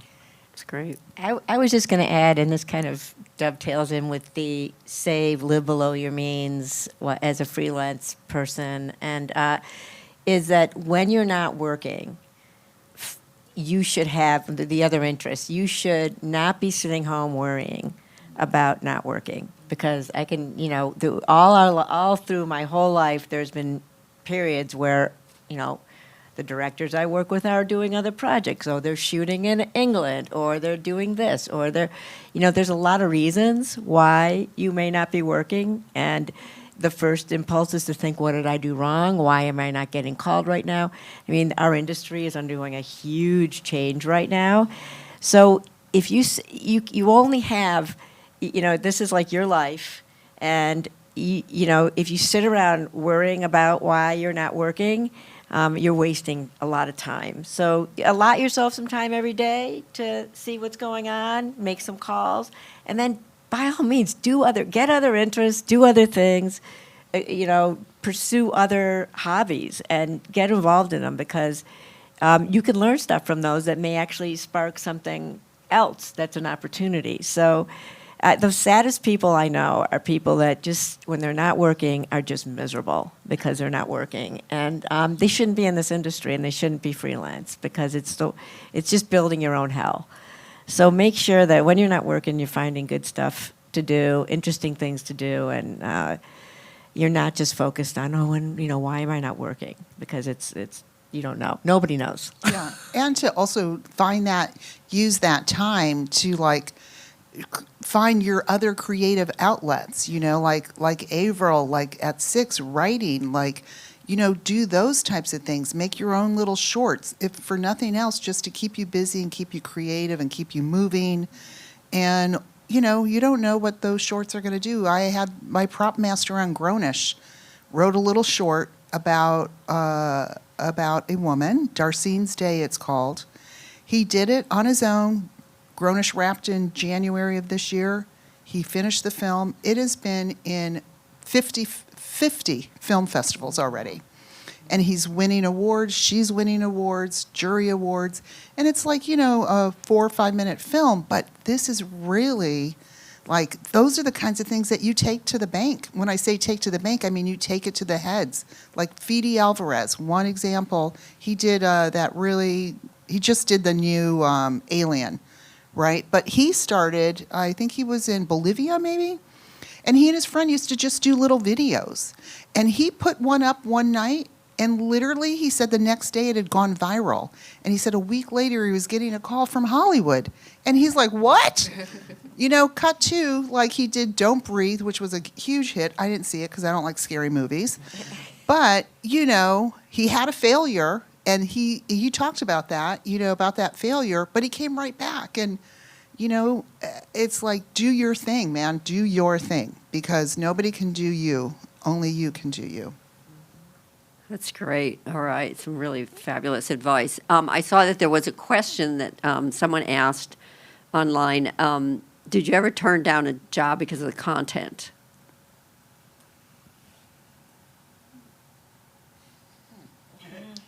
It's amazing how, everybody thinks we get offered all kinds of stuff, and it just doesn't work that way. It's mostly, but I do know people that have turned down because they won't do a slasher movie, or it's just not their interest. But it's hard to say no to work. It really is.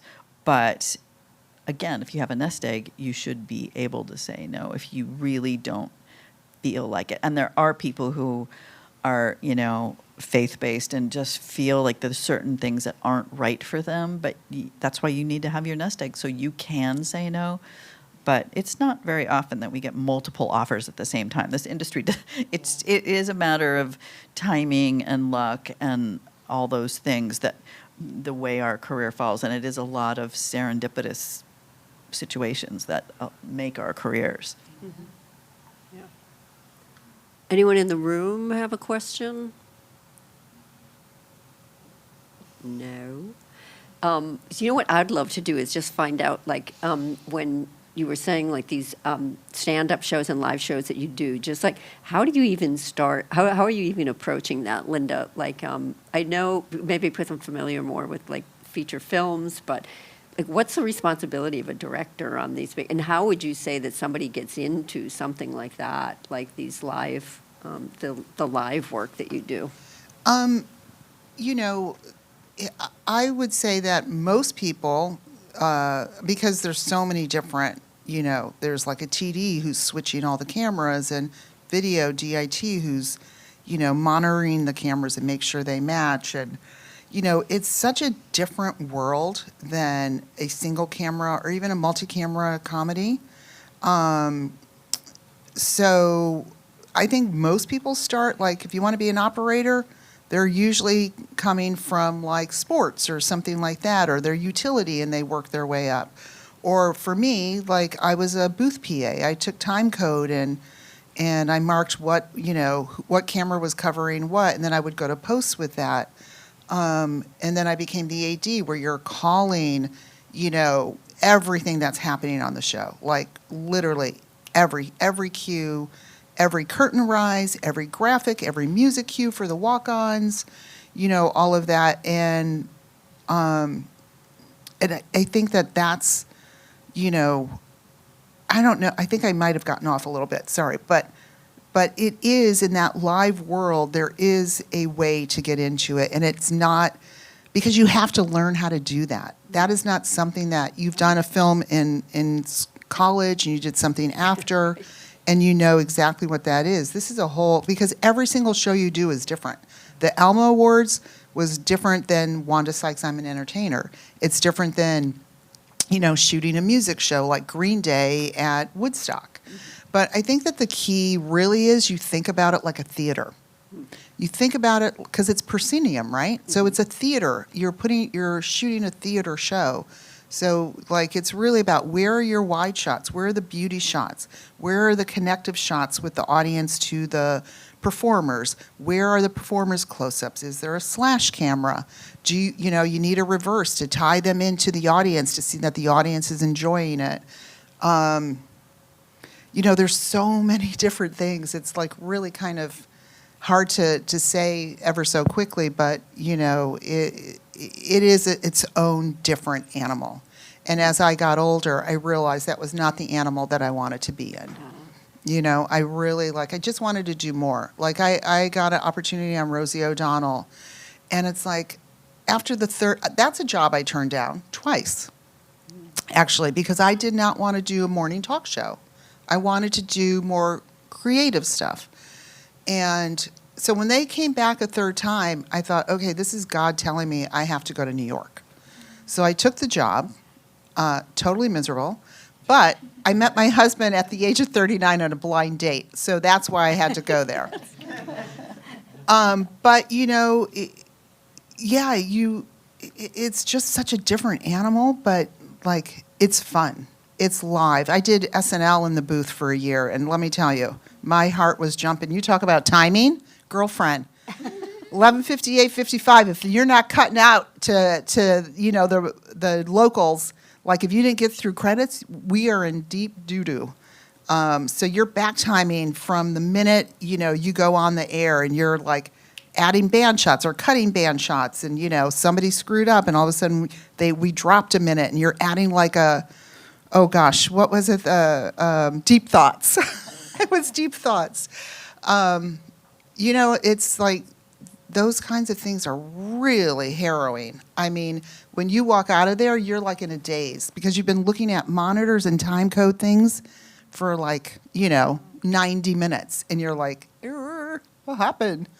But yeah, I mean, it's just so different. And that's the one thing that I think about me that is different than a lot of directors is I have done live music. I've done live comedy. I've done live award shows. I've done single camera episodic, multi-camera episodic. I've done one feature, getting ready to do my second, and 21 years later. But yeah, it's just, that's the thing. It's like, that's why I think that April is right. You just got to be open, or whoever said that, open to trying different things, because you don't know what you're going to love. You don't know until you're in it and you're seeing it before you. And my kid right now, that's what he wants to do. He wants to do live television music. And I said, good luck. No, kidding. That's what people don't realize is there are so many different parts that make up this industry. Yes. There's documentary, there's music videos, there's all these live shows, non-scripted, and within non-scripted there's, 10 different genres within that. And it's all respectable places to work. And everybody thinks of TV and features, but that's a scripted. That's one element of this industry. There's so many different opportunities, and some people have these stereotypes of, oh, this one thing is bad. But then again, if you're open and you try something, you could end up falling in love with what you don't even expect that you could love. So just know, especially in this crazy time that we're in, there's there's far fewer theatrical movies being made. There's a lot more unscripted because they can do it for a budget. There's a lot more opportunities in those worlds, and far fewer in scripted right now. So just be open. Yeah, the last thing I thought I would do is work in sound. You know, everybody comes into film school wanting to be a writer, director of feature films. And then, you find your thing. I found out I didn't like being on the set. But, and then I came out and I always tell my students I lowered myself and took a sound job because I was being an apprentice and assistant editor, picture editor. And then I needed money to finish my thesis film. And I got into sound because of somebody that I was at film school with had become a sound editor. And I realized, oh, this was really fun. It's about story. I thought it was about technical stuff, but it was really about story and how do you reflect character and plot points and story and mood and tone. And so suddenly I was in that. And then the thesis came out and was on a PBS New Director series, and I got a great review in Hollywood Reporter. And I started getting phone calls from agents. I'm sure they were junior agents. And I was like, you know what? I'm on my first feature. It was Tom Cruise and Nicole Kidman on Days of Thunder. I love the people I worked with. I loved what I was doing. I was one of the few women cutting, big effects shows. And I just went, what's the likelihood I'm going to direct? So I had I loved my career as in sound. But it was the last thing I thought I would do. Literally. Sabrina, let me just ask about when we're doing sound and we have to do visual and where we kind of wait for visual effects and then of course it comes in, it's completely different than what they said it was going to be. Is it take patience, or what is the specific skill like that you have that you can do these, kind of these hybrid shows where you must be waiting for the animation or the VFX? Yeah, absolutely. You definitely have to understand what the director's going for and the intent of what's happening in the scene. And obviously I come up with a lot of ideas, and you find so many different ways to help tell the story when nothing's in the frame yet. So whether it's taking a storyboard or even we have things on the set called Gumbies is what we call them, or maquettes, and they're little, like in the Smurfs movies, for instance, they were little plastic maquettes so that the actors had a reference to the actual size of something for their eye line, because they're only 3 apples high. But they would also do a take with these maquettes, the first take of a setup, and sometimes with 6 Smurfs it would take 3 people with 2 maquettes each, and they'd walk them across the frame just so that the camera operators would know how to move the camera, because after that first take, they would have to take them away. And they would have to practice with nothing. So I would have to look through hours and hours of footage of nothing in the frame and rack focuses. I remember at 10:30 one night, I'm like, if somebody walked in and saw me like studying a rack focus in dirt, like they wouldn't have any idea what the heck I was doing. But you get it in your head of what's happening, and I always have an audio guideline of what's happening in the frame. But creatures is another thing. I usually have some visual reference of what the director's going for in a creature. Or something's happening in a frame. And usually as I'm building it, I have to know what's happening in the frame. Sometimes I just write it right on the frame, on the shot, so that other people watching a cut can understand what's happening in the frame. And we make our best guess. And I, as an editor, try to guess timing, like, oh, I think this is how long Clifford, who's, 18 feet tall versus Smurf, 7 inches tall, is going to take to run across the frame. It's all guessing and visualization in my head, but I guess I've been doing it so long, I'm not intimidated by it because I know I'll learn too. And I learn also with sound, like, oh, if I put footsteps in, I can kind of guess how long it'll take. But sound really helps dictate to me how long to hold a cut or how fast to cut. So it's experience and education and using reference, and sound is my guide for a lot of it. Mm-hmm. Yeah, great.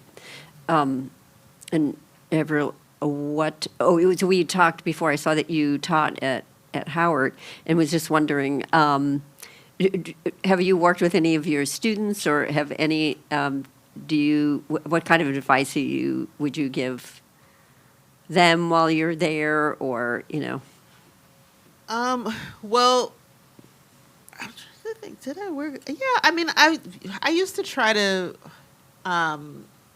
bring, whenever I would shoot things, like, do projects, I would try to make space for my students to be able to PA or, to work on it in some capacity. And what was the question? What did learn? Yeah, Sorry. if there was any, like I was saying, sometimes I feel like the most important things I say is like, make your deadlines, Oh. show up on time, all that. I don't know if you Oh. had like advice. My big thing for- with my students was stop justing. My students would do this all the time. Oh, I just need to add this thing. Oh, I just need to do this. Oh, I just need to do that. Oh, I just need to add credits. Oh, I just need just and I'm like, don't stop. Because those just add up. They take time. Like that little thing Really that good you point. think is and I think this is where it came in handy that I did used to do everything. And I'm like, I used to be an editor, so that little thing that you're saying is like, I'm just gonna move this over a little bit. That might take a whole day to do, because then you have to do that, and then you have to render it. Like it's a thing. Like you have to build that into your time. That used to be one of my pet peeves. As a That is professor, so like good. they would always say that. Oh, I'd be like, "How you doing on your project?" Oh, just stop justing. And that's like something, even in my day-to-day life, like, when I'm working with directors or whoever, like whenever I hear people say that, I'm like, stop that. Because it's an excuse. It's an excuse. Yes, yes. Absolutely. Yes. And I've had that with, when I've young crew that's inexperienced or whatever, exactly the same thing. It's like, that's not acceptable. Yeah. If it's something you have to do, it should be done now. It should be done. This is the time to go do that. There's been opportunities. Take care of it, because you never know when everything's just going to go sideways, And so everything has to. You have to always be. You can't let the show get ahead of you, And the show gets ahead of you when you're not. Everything isn't done, and you're not prepared for the worst, basically, So, yeah, that's a good one.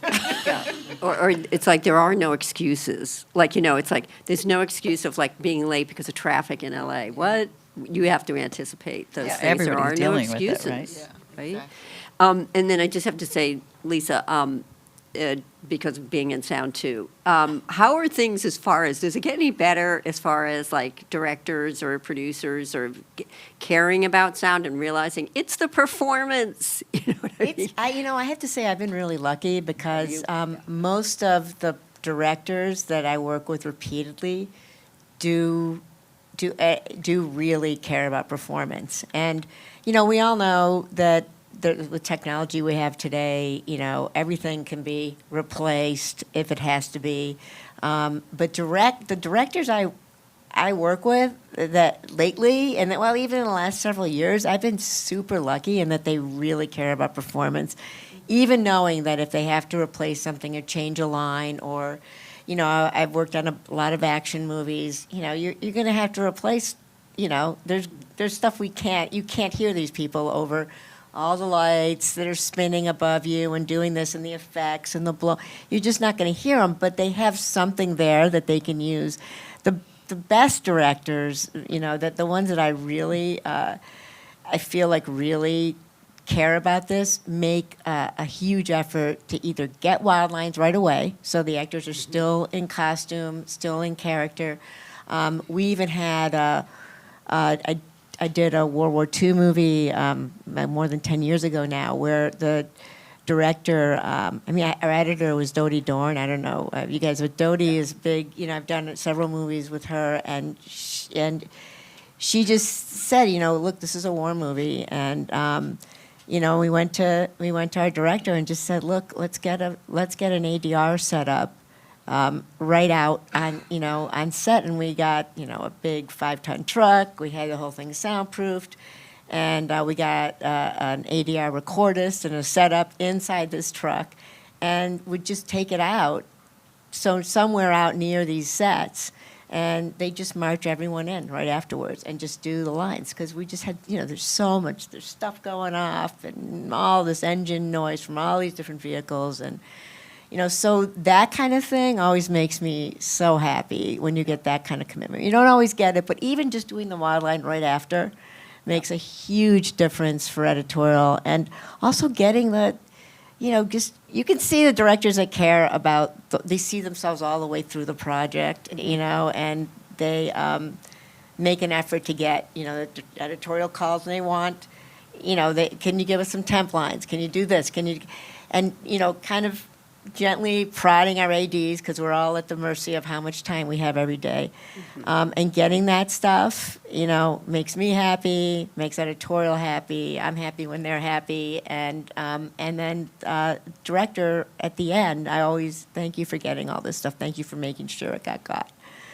So that kind of stuff. There are still directors, plenty who don't, but I feel like I've been really lucky working with people who do. That's great. And, Dodie Dorn, before she was a picture editor, was a supervising sound editor, That's- like on Waterworld and stuff, that's like big right. pictures.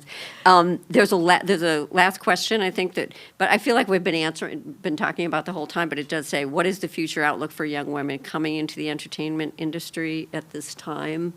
It's kind of what we've been discussing. So the other thing that I would ask, if anyone wants to, is, it's that thing of, you were talking about, Linda, assistant editors, and the same thing with assistant picture, and probably Boom or whatever utility. It's like, when should people kind of move up and say, you know what, I'm not going to do it? Because do ADs really go do direct, and do assistant editors? Sometimes they're so good that you want to keep them as assistant editors. And do you see that as, at some point, do you say, like, you know what, I'm going to just, I don't want to stay in this assistant job or whatever. Any thoughts about that? I definitely do. I feel like that you, as the individual, only know when you're ready to make that leap, right? Like, okay, I've learned everything I can in this job, and sometimes what that requires is that little bank that they were talking about, because you're going to have to take a step back and wait for those opportunities to come. Like when I said, okay, that's it, now I'm just going to direct. I mean, I went 5 months without working, and it's scary, but you have to make that commitment. And I think only you as an individual know when you're ready to up your game. It's really, it's so individual. So, yeah, that's what I think. The other thing that I say in our ACE internship program to a lot of the young people out there is that you've got to start somewhere, and so get experience doing anything and everything, but also make your wishes known. Like, I want to be a director, but I know it's going to take me 10 years to get there, or I want to be an editor, and I am willing to do what it takes to get there, and don't be snobby about making coffee or doing anything like that, because I'll just say, I interviewed one assistant editor once who was great, very technical, very smart, and they said, oh, but I don't make coffee. Well, I didn't hire them, because even I will make coffee, because you have to have that can-do, will-do anything attitude.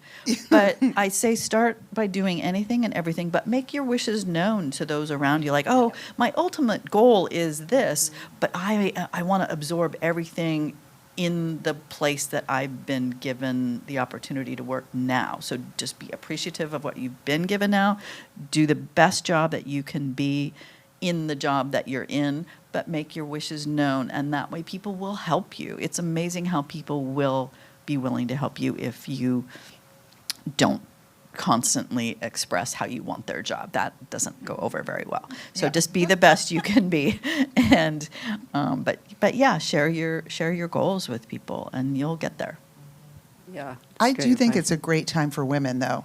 I really do. I feel like now is the time it's been building, but it feels like, I don't know, like that there's just so many more women writers and women directors and women doing everything, sound.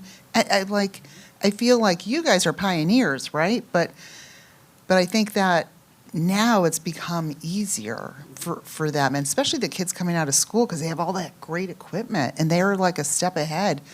I mean, when I was taking some classes, let me tell you, I was on like a big old camera that was like probably from the 50s. You know what I mean? Like they did not have the state-of-the-art stuff that I hear like ASU has, or U of A, one of those schools I know got a big endowment. They have a beautiful space now, and you know. But I do think it's a good time for women. I do, It's great. except for Kamala. Politics, maybe. Yeah, I guess, I don't know if I should, I would say that I only encourage my team, and I definitely have it, generally, I try and, you know, I've had several women move up through my department, and both, men and women, and I definitely go by, I mean, we are a team first, you know, take your ego somewhere else, and, you know, and, I think it is a really good time, and I have some of the women I've been working with in booming and utility over the last few years are exceptional, and definitely ready to move up. And I know exceptional women, other women, young women mixers who are doing phenomenal work. So I feel like it's good. I see a lot more women on set. You know, I feel pretty optimistic. Yeah, I have a colleague who I work with and I would cut sound with, Richard Burton, who says that he wouldn't work on a show if he would look at the mix, and if it didn't kind of look like The World, or that there were some women and, you know, in there, that he didn't want to work on the show. And it definitely makes a difference, I think, to, you know, have crews look more like The World does, and it's like it's a friendlier environment. Let's put it that way. Any questions in the? Yeah, you know, this is phenomenal. I learned so much from you all. This is really great today. So thank you so much. And Bernard, anything else that you want to add? Or it's really, thank you so much, you know, for being here and for watching. And yeah, and thank you all for your contributions. It's really fantastic. I learned a lot. Thanks for having us. Thank you guys.